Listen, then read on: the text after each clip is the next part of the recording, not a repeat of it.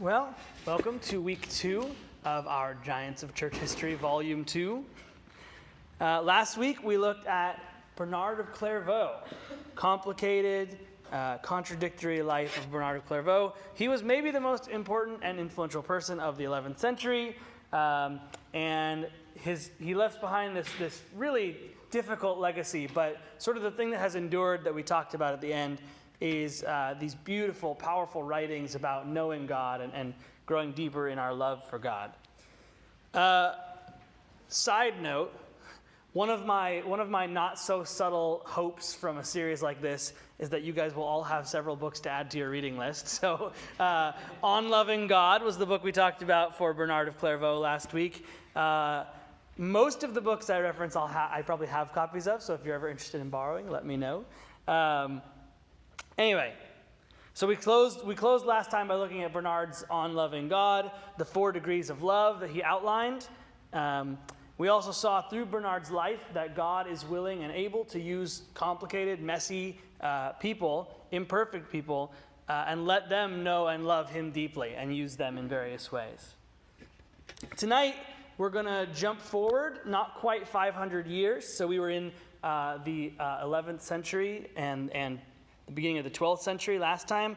Now we're jumping forward to the 1500s, so the 16th century. We're jumping to the time of the Protestant Reformation. And last time I did one of these series, I talked about Martin Luther, who's kind of the powder keg, the start of the Reformation.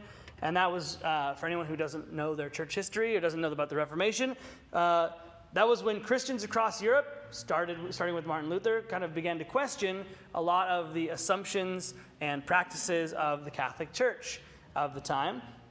And Luther had no intention of leaving the Catholic Church, but things kind of snowballed after he nailed those 92 Theses to the door, and then the church asked him to recant, and he said no, and then they tried to kill him, and it's a whole story that I went over a couple years ago. Listen to that sermon if you want to. But there's a lot of figures from the Reformation we could talk about, and some that perhaps I will in the future. But one area that gets very little attention during the time of the Reformation, especially in Protestant churches, is the Catholic Reformation, which might, if you know Reformation, sound a little bit contradictory, right? We think of the Reformation as sort of what happened to the Catholics as Protestants left and formed their own churches. But while the Catholic Church didn't treat the early reformers very well, people like Luther and Zwingli and others, they tried to ignore the need for change for a while, but the Protestant Reformation did wind up sparking changes, reforming movements within the Catholic Church over the next 100 years or so. It kind of started, there's the Council of Trent, which was sort of we're not going to reform, but also here are some changes we're going to make. So that was the tone they tried to strike with that one. People like Ignatius of Loyola, who I'm not going to talk about tonight, but again, maybe deserves his own at some point, set about creating sort of a new monastic movement. The Ignatians, the Dominicans, who were out there doing crazy stuff. I'm sorry, not the Dominicans, the Jesuits, who were out there doing all kinds of cool stuff, and they kind of started the mission, like a big Catholic missionary movement. But tonight we're going to focus on 2 figures from Spain. That's right, it's a 2-for-1 special tonight. Yeah. 2 figures from Spain who worked to sort of restore the spiritual life of monks, nuns, and regular Catholics across Spain and eventually the world. And those are Teresa of Avila and John of the Cross. Somebody's excited. Now, like I said, so normally I stick to one person when I do these biographies, but these 2 people you can't talk about one without talking about the other, really. They're very deeply connected. So we're going to start a little bit with Teresa of Avila. She's a little bit older. Her full name, I'm going to attempt this. My apologies to anybody who actually speaks Spanish in the room. Teresa de Cepeda y Ahumada. Born around 1515 in central Spain, eventually moving to the area of Avila, which is where she gets the Teresa of Avila name. Now, Spain, as some of us might know, was and is deeply Catholic. especially fervent at the time. This would have been at sort of the height of the Spanish Inquisition, things like that. All the fun stuff that we think of when we think of Spanish Catholicism, if you've ever given that any study. While the Reformation was playing out across the rest of Europe, Spain was not having any of it. They were hardcore conservative Catholic. They were the bastions of Catholicism in Spain. Now, Teresa's early life kind of coincides, right? She was born in 1515, so right before the beginning of the Protestant Reformation. So her early life coincides with that. But as far as we know, she was unconcerned with any of the goings-on. At 21, though, she decided to join a Carmelite order. Carmelites were another, like I said with Bernard last week, I'm just not going to try to explain all the different monastic orders and the differences between them. It's both not interesting for this type of study and would take too long, so we're just not going to worry about that. But Carmelites were a type of monastic movement. She joined a Carmelite monastery or abbey against the wishes of her father, which sounds to us like the kind of thing that someone would do who's deeply devoted to God, right? Who would choose the life of a nun over whatever life her father had for her. And yet, Teresa later admitted that her devotion to God at that time was only partial, she said. Monks and nuns, of course, were a lot more prevalent back then. It was often seen as kind of an alternate life choice, as opposed to just it didn't necessarily mean that you were the most devoted, pious person, even though it seems that way to us from a distance. So, Teresa, even though she had decided to become a nun, she'd chosen a pretty lenient convent that didn't require strict discipline, allowed a lot of contact with the outside world. Her spiritual life and commitment to God, she says, waffled a long time. In her autobiography, she wrote, "I voyaged on this tempestuous sea for almost 20 years with these fallings and risings." So she'd be more devoted to God, then she'd be less devoted to God. And so it's not until she's 40 years old, and at that point, she just basically lived the simple life of any old Spanish nun from the period, only partly committed to the work of spiritual growth and loving God. And then a sort of a simple thing happens that led to a seismic shift in her life. One day she was walking down a hallway in her convent that she'd walked down 1,000 times before, and her eyes lingered for a moment on the statue of Christ wounded on the cross. Teresa was immediately struck by the reality of Jesus' constant, unwavering love for her and suffering for her throughout her inconsistent and wavering life. And that thought broke through her mind and broke down her defenses, led her to devote herself entirely to God from that moment forward. And so her life became one of deep prayer and devotion to God, and she wanted to share that depth with others. She wrote, "Whoever has not begun the practice of prayer, I beg for the love of the Lord not to go without so great a good. There is nothing here to fear, but only something to desire." She began to dream of establishing convents, free from the distractions and temptations that she had faced, where young women could pursue lives of prayer. And in pursuit of this dream, she began to travel and to teach across the Spanish countryside, to speak in universities like the University of Salamanca, which brings us to our second figure, John of the Cross, or to give him his actual, he would have been known at the time as Juan de la Cruz, born Juan de Yepes in 1542, so not quite 30 years after Teresa. And he had tried and failed at a lot of different things. He was basically a failure in life. Everything he tried, he couldn't do. And so he decided, again, kind of like Teresa, not out of any real super strong devotion, but just sort of a last-ditch, I need something to do, he decided to pursue holy orders and become a monk.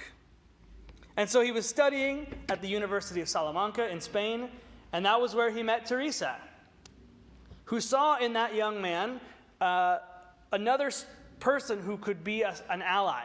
And she sort of helped awaken this spiritual fire in him. And she convinced Juan to join her effort to reform the Carmelite order and make it a place for deep spiritual growth. And so he agreed, and he entered the Carmelite order in 1568 and took the name Juan de la Cruz, or John of the Cross, as I've already said.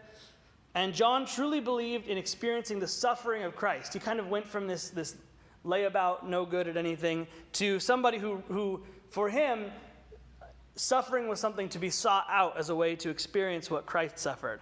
He once wrote, "Turn not to the easiest, but to the most difficult. Not to the more, but to the less. Not towards what is high and precious, but to what is low and despised. Not towards desiring anything, but to desiring nothing."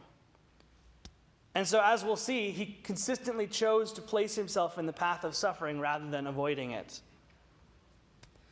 Now, these two together, once sort of half interested and now on fire for this reforming movement, together made a potent combination.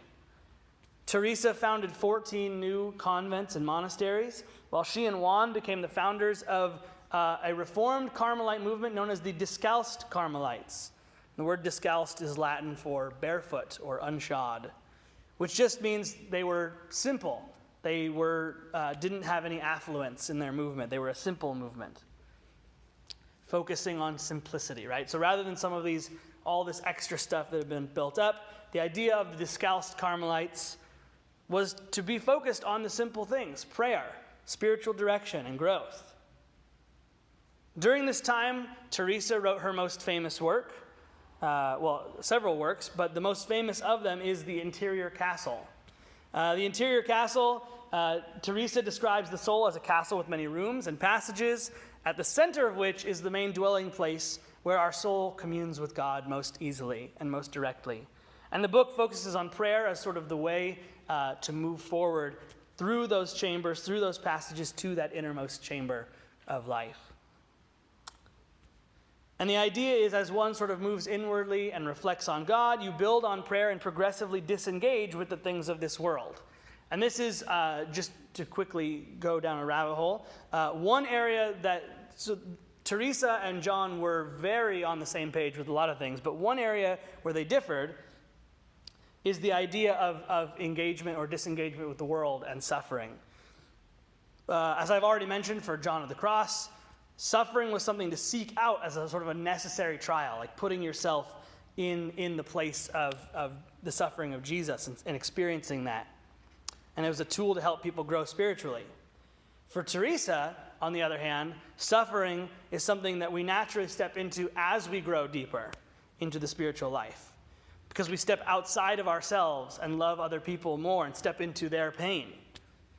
So it's a minor distinction, but for John, you stepped into pain in order to grow in spirit, and for Teresa, you grow in the spirit, and that leads you to step into other people's pain and suffering. So to us, these spiritual reforms that John and Teresa were on board with, that they were working on the Carmelite order, probably seem healthy and good, right? A focus on prayer and spiritual growth seems very good. It seems like an obviously good thing that they're helping monks and nuns and regular people deepen their spiritual life. And yet, as we already know, this is happening in the context of the Protestant Reformation around Europe.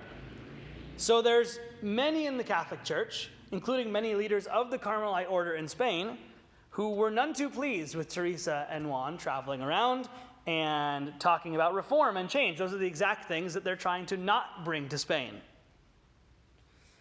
Now, Teresa faced significant resistance in her travels and her teachings, but she managed to kind of keep working as she got older, and she never really slowed down. However, John of the Cross wound up on the wrong side of some church authorities, and they had him kidnapped and thrown in a prison in 1577.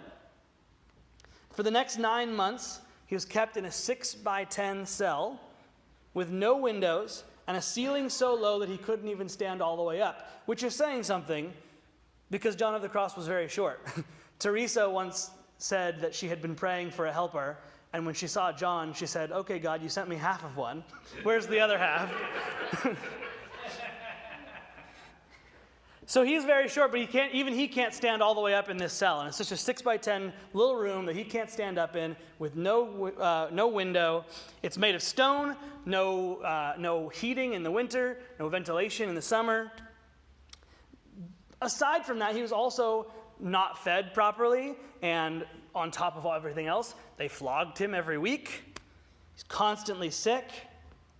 And so this went on for 9 months. But during that 9-month imprisonment, Juan wrote two great mystical poems entitled The Spiritual Canticle and The Dark Night of the Soul. And these two poems express not only John's present circumstances, but also his understanding of the mystical path to knowing God deeply. After 9 months in prison, in August 1578, John was able to escape his prison with the assistance of a rope made out of torn bed sheets, like something from a cartoon. And he fled to Andalusia, which is the very southern, kind of southeastern part of Spain, where the Carmelites were more receptive to the Discalced movement.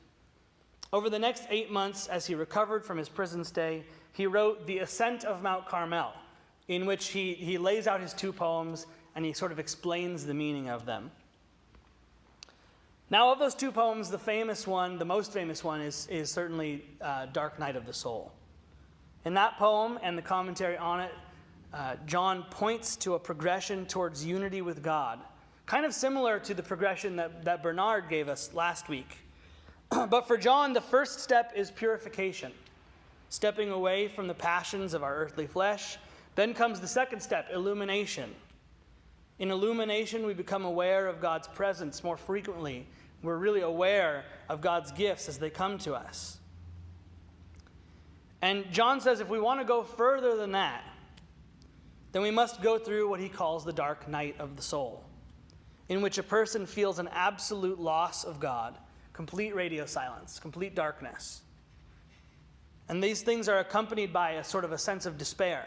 But for those who cling to God, even through the dark night, and who learn to love God for God's sake, despite the darkness, there's a deep and abiding union with God waiting for them on the other side.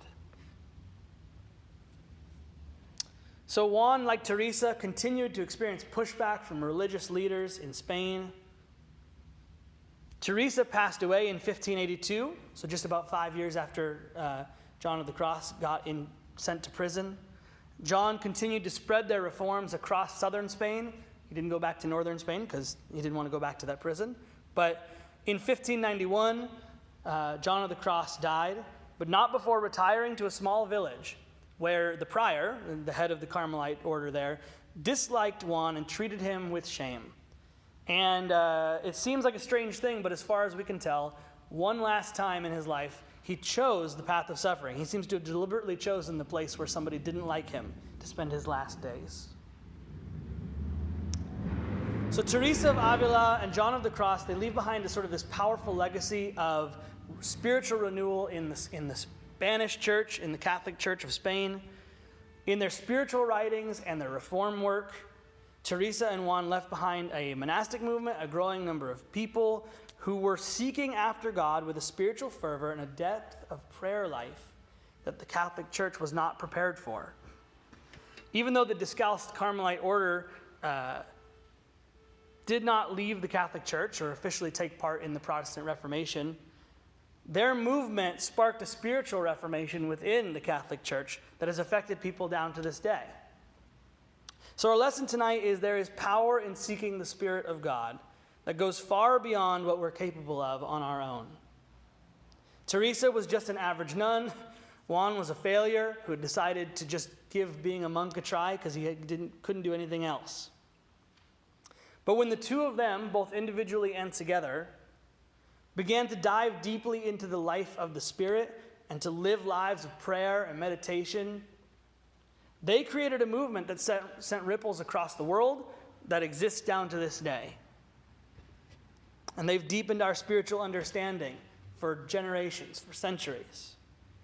And so may we live with such deep spiritual desire, seeking after God with our prayers, our actions, and our whole lives. Let's pray together.